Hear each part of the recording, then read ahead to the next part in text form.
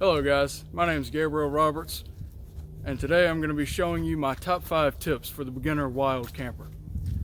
So we were tagged by Taff, Wild Man of the Woods, and Laconian Concepts to do our video, top 5 tips for the beginner wild camper. Starting right off, we have fire making. Fire making is such an important thing. It allows you to be able to cook out there in the woods. It allows you to be able to stay warm out there. And guys, there's nothing like a good feeling of a nice, well-built campfire.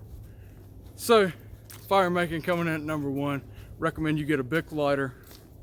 It's instant flame, easy to use. And then as you progress along in your bushcraft wild experience, you can then move into learning primitive fire making, things of that nature. Next up, we have shelter.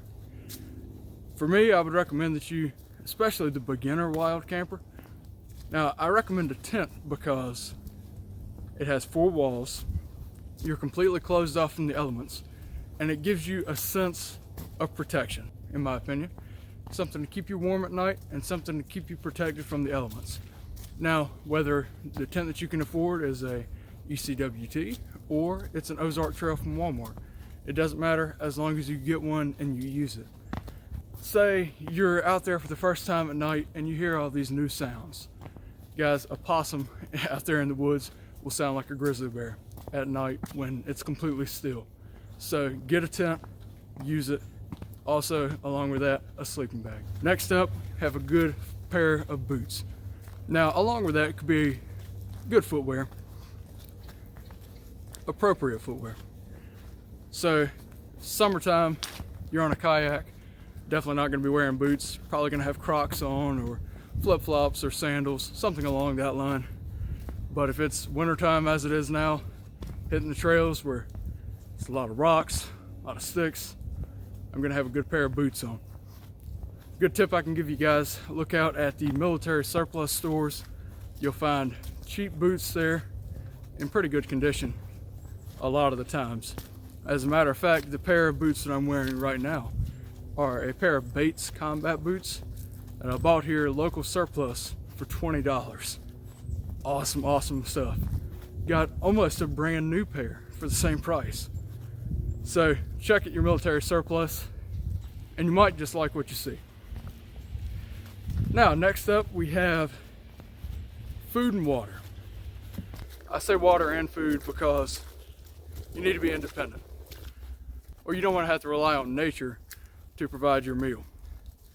If you're planning on catching a fish and doing a catch and cook, that's great. And honestly, that's a lot of fun, and I would recommend that you try it. But you don't want to rely on catching that fish, because more often than not, you're not going to catch that fish. And you don't want to be stuck without a meal. So I would always bring something like a Mountain House meal or a Cliff Bar, something that you can rely on. Now, as far as the water goes, especially starting out, I would hike in my own water. See on my back right now, I have the hydration bladder, carrying some water in. So I hike the trails. It's just another thing that you don't have to worry about.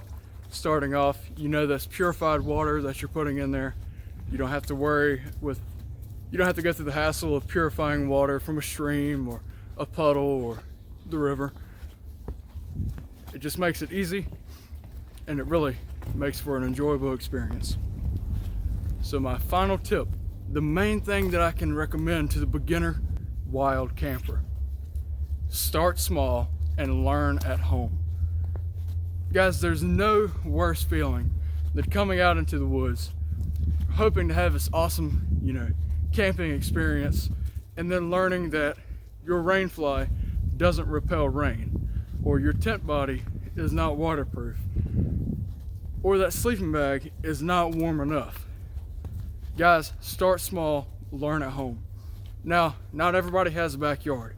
Maybe you're living in an apartment. There's no one saying that you can't move the coffee tables out of the way in the living room and set up a tent there. As a matter of fact, Dad and I do it all the time in our living room, especially when we get a new piece of gear. Set it up in the living room, test it out. You got a new sleeping mat, sleep on it in the living room. If you have a new sleeping bag, test it out at home. What I would recommend for a piece of sleeping gear, test it out in your backyard if you have one first. So kind of do like you would be doing an overnighter out in the elements, but you're right there at home again in case that rain fly doesn't repel rain or that sleeping bag isn't as warm as you thought it was. You can go right back into the house. And again, you can do that in your living room. Dad and I do it all the time and we have a lot of fun. And again, it's just an easy way to test gear and it just works out great. So hopefully the beginners have been inspired to go out there, to get that piece of gear, test it out. Guys, you can go camping too. You can do this. And again, remember those tips. Check out the other guys' videos. Go through these videos. And again, watch YouTube. Now, I know, again, that sounds, you know, people will talk down about YouTubers all the time. There's a lot of knowledge on YouTube. Check it out. Check out our channel. Check out all these other guys' channels out there detailing different ways to do things. You need to learn how to make a fire, watch a video on it. Learning what's a good cheap sleeping bag, watch a video. A good cheap tent, watch a video. Don't get into gear shaming. Guys, price tag means nothing. A lot of times for the higher priced items, you're just paying for a name. I had a Gerber Bear Grylls knife, $30 when I was 7 years old. First knife.